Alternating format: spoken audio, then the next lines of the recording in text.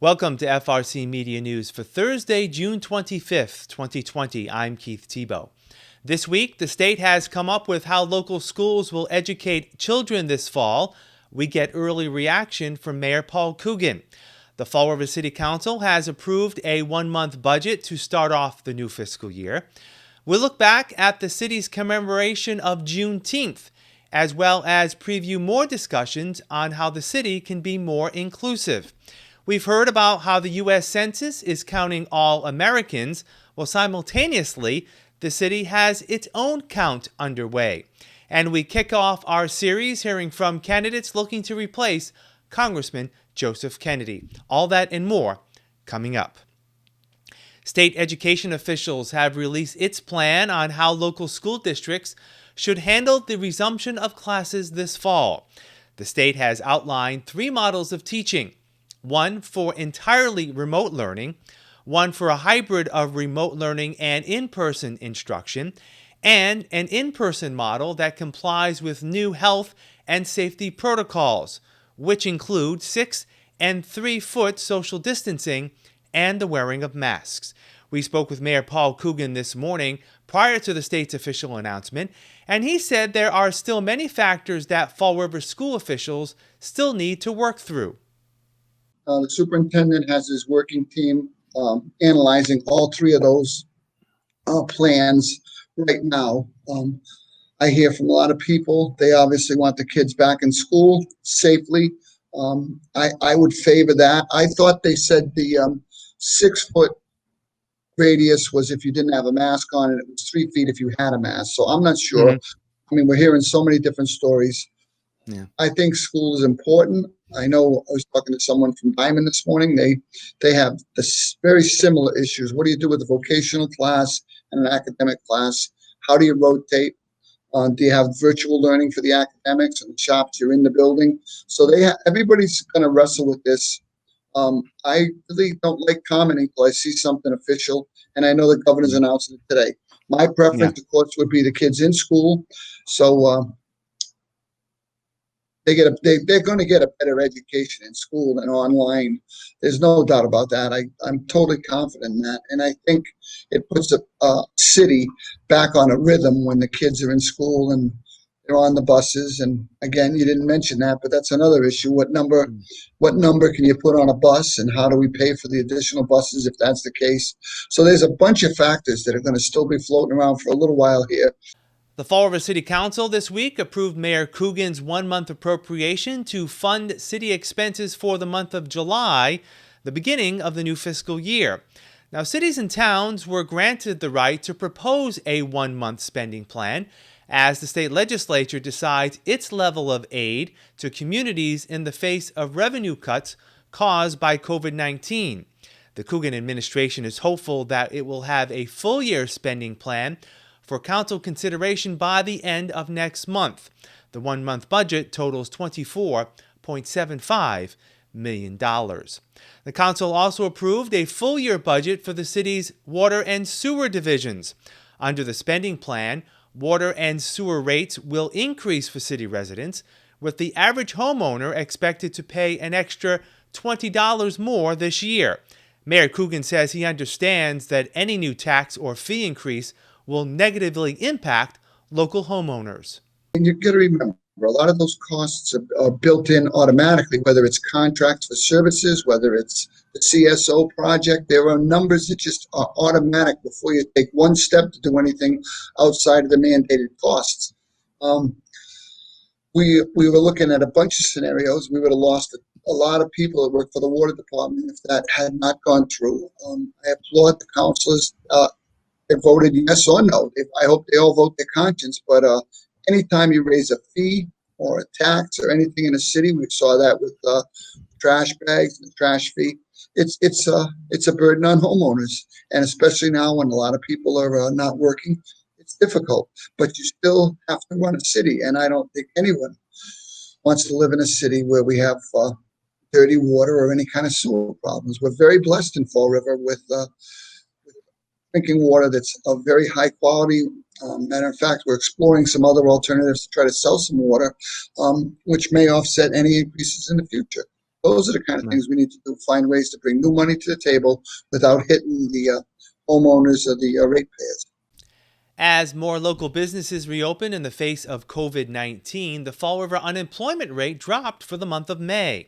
The city's jobless rate fell to 22.7%, down from April's rate of 24.2%. Jobless rates across Greater Fall River also declined last month. The state unemployment rate for May actually rose slightly to 16.3%, up from 16.2% in April. The city continues to organize around discussions of how it can be a more inclusive community. Last Friday, Mayor Coogan hosted a commemoration of Juneteenth, the day when the last state officially abolished slavery. One of the speakers at the event was Rob Delalue, Director of Multicultural Affairs at Bristol Community College. He says our country is dealing with two pandemics, COVID-19 and systemic racism, and it's everyone's responsibility to mandate change. If we truly care about all our communities, it is up to every one of us to be part of this cure. Ask yourself, as a leader in higher education, mayor's offices, school districts, police and fire departments, banks, and the list goes on, are we hearing and listening to what is being said and what is hurting thy neighbor?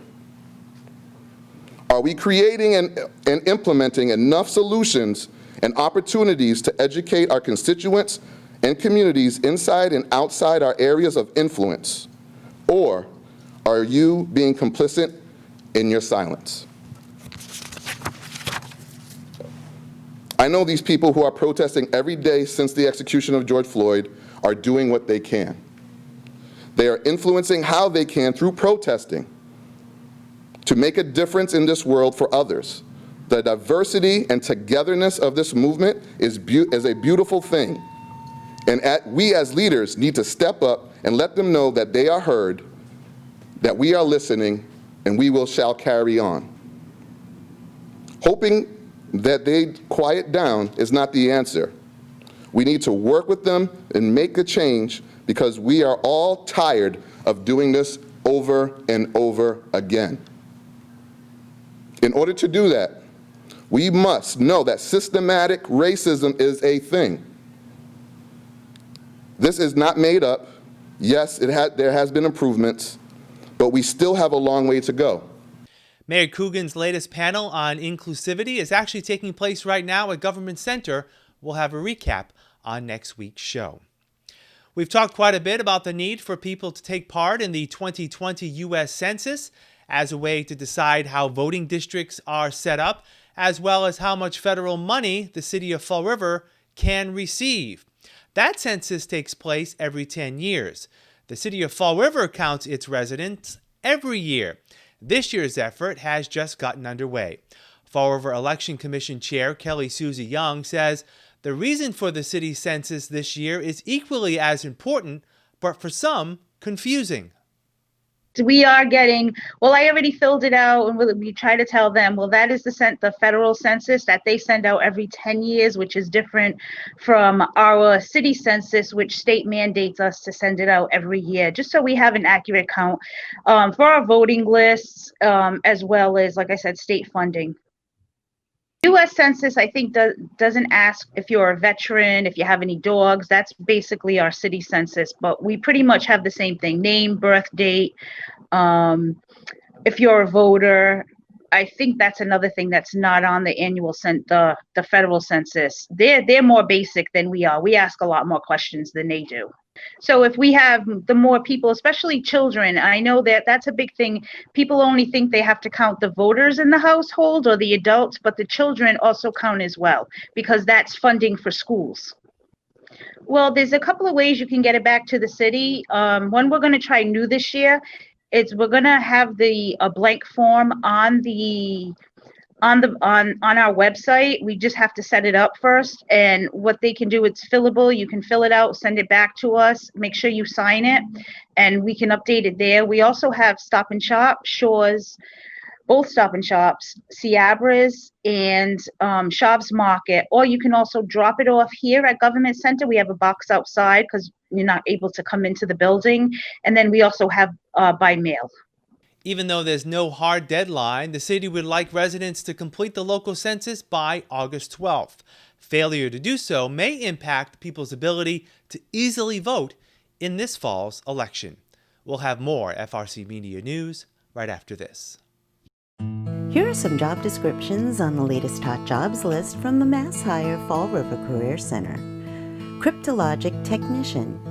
The U.S. Navy has an immediate need for a full-time cryptologic technician to analyze encrypted electronic communications, decipher information in foreign languages, and maintain state-of-the-art equipment and networks used to generate top-secret intel in the Fall River area. Job number 136-79607. Commercial Parts Pro. Advance Auto Parts, located at 234 Tucker Street, has an immediate need for a full-time commercial parts pro, responsible for achieving personal and store sales goals and service objectives for the store. Job number 136-82217. Restaurant Manager.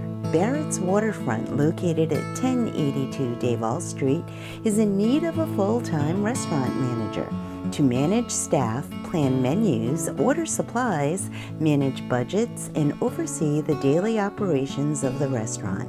Job number 136-84290. St. Anne's Hospital, located at 795 Middle Street, is in need of the following full and part-time positions. Registered Nurse, job number 136-77886. Cardiology Physician, job number 136-85378. Family Service Association, located at 101 Rock Street, also is in need of the following full and part-time positions. Vice President of Care Coordination, job number 136-82568. Assistant Group Leader, job number 136-81917. For more information on these or other positions, visit Mass Hire JobQuest at jobquest.dcs.eol.mass.gov or call the Mass Hire Fall River Career Center at 508-730-5000. Welcome back. We are about 2 months away from the first fall vote of the 2020 campaign, the state primary to be held on Tuesday, September 1st. In Fall River, the Democratic and Republican primaries will not offer much in the way of contested races. But one such race will be who will replace Congressman Joseph Kennedy in the 4th Congressional District. There are 9 Democrats and 2 Republicans running in that race. Over the next few weeks, we have set up times each Monday afternoon to speak with all the candidates on the issues of that campaign. We started this week speaking with Democratic candidates Isan Leckie and Natalia Linos. Miss Leckie emigrated from Morocco and was one of the early entrants in the race, planning to challenge Congressman Kennedy if he chose to seek re-election. She says her focus is to work toward fighting the disadvantages of those in the poorer regions of the district, including the city of Fall River. This district has a very interesting construct. Many call it gerrymandering. We have some of the towns that are the wealthiest in the country, coupled with some of the towns that have struggled over generations. But the opportunities that have been provided have also been skewed. So the issue for me that I would like to work on as soon as I'm in Congress is to make sure that cities like Fall River, like Taunton, like Attleboro, and many others who have been disadvantaged, that they get priority as we go into a green economic recovery plan from the COVID-19 pandemic, as we go into another Wall Street reform, and as we go into building a strong economy that focuses on each person's needs and basic human rights, from healthcare, from education, from clean air and water, and from a job with dignified pay. With all the candidates running in the Democratic primary residing in the northern parts of the district, Ms. Leckie feels a particular need to pay close attention to the residents of Fall River. I think the biggest disconnect that we've had in representation is with the lived experiences of the working families and the working class. I think that we haven't had a representative who actually had been through the spirals of poverty, who understands the conditions that people have to go through when they can't have healthcare, when they can't have even, I've met a woman in Fall River who told me that she couldn't actually have pictures for her child. She could not afford pictures for her child. That's not a condition that we've had somebody, feel and go through. Ms. Linos was the last to throw her hat into the race, doing so as the pandemic took hold. She feels her experience as a social epidemiologist provides her with a deep understanding of those left behind within the district. It's not just about access to medical care, although that's very, very important. It's also about what our neighborhoods, how we're set up, whether we have paid family leave, whether we had paid sick leave, and how do we structure ourselves? How do we reopen safely? So right now, I'm focusing a lot about what we can do to get back to work, get back, open up, but do it in a way that doesn't hurt some members of our community. So today, as you know, in Massachusetts, Governor Baker's plan has opened up even more indoor dining, indoor massage parlors, things like that. I'm concerned that not enough measures have been put in place to protect low-income workers who, for example, might not have a car to get to work. So we really need to have buses and public transport more frequent, who may not have the financial resources for the PPE and the masks. So I really, really believe that we have to reopen in a way that protects everyone, including low-income workers and including communities of color. Ms. Linos believes that funding of campaigns is a key factor to why all the Democratic candidates reside in the northern regions of the district. The reason why you're only seeing candidates from this northern part is because you either have to be independently wealthy or have very strong networks with very wealthy people. It's very hard for someone without either of those to step up. So fundamentally, I think our system is broken. There should be more candidates for Fall River. Now, on your question about how I will represent Fall River, I believe deeply that my entire 15 to 20 years of my career experience has been always focused on inequities and focused on those who have been left behind. We invite you to join us once again this coming Monday at 2 p.m. and 3 p.m. on our Facebook page as we provide live interviews with more of the candidates running for the 4th Congressional District. You can view all of our interviews by visiting our FRC Media website. Last week, the waterfront in Fall River was officially designated by the Massachusetts Cultural Council as its 50th Cultural District. The push for the designation lasted nearly 9 years and was spearheaded by Dave and Sandy Dennis, co-founders of Fall River's Creative Arts Network, or CAN. The Dennises say the designation will bring with it many organizational, cultural, and economic opportunities to the city. Well, I think what you're going to see is an increase in activity on the waterfront and a lot more coordination of activity. One of the things that, at least in our particular case on the waterfront, there hasn't been a lot of coordination between organizations. This is going to be, there are some requirements that that happens through the management organization. So as an example, a lot of the other events that go on down there are usually put on by individual organizations and sponsored by individual organizations. And to a certain extent that will happen, but a lot more activity will be coordinated by the management team that's required by the to run these districts. So I think that's what you'll see. Hopefully you'll see more cooperation, collaboration, and partnering on the waterfront, which is something that the city's really needed for a number of years. I think that people don't realize that arts, culture, and tourism is about a $3 billion industry in the Commonwealth of Massachusetts. So there's a lot of money attached to it.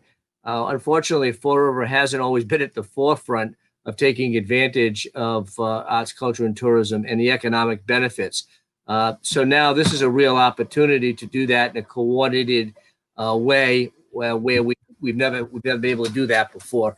And also, again, under the new, Mass Cultural District.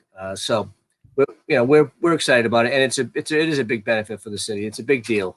In terms of what's been happening with CAN throughout the summer, Sandy Dennis says the traditional events have been canceled, but the organization is seeking input as to how art and culture programs can still be delivered to city residents.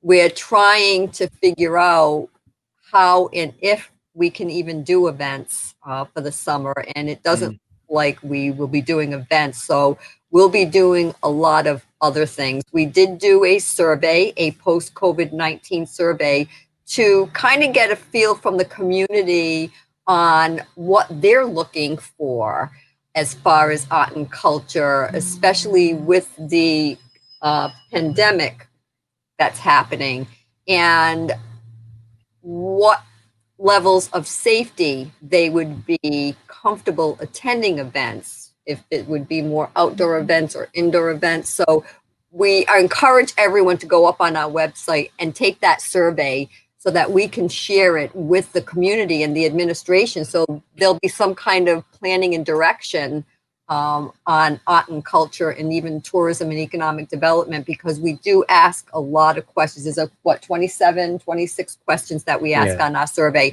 But we're doing a lot of that type of stuff right now. We'll have more right after this.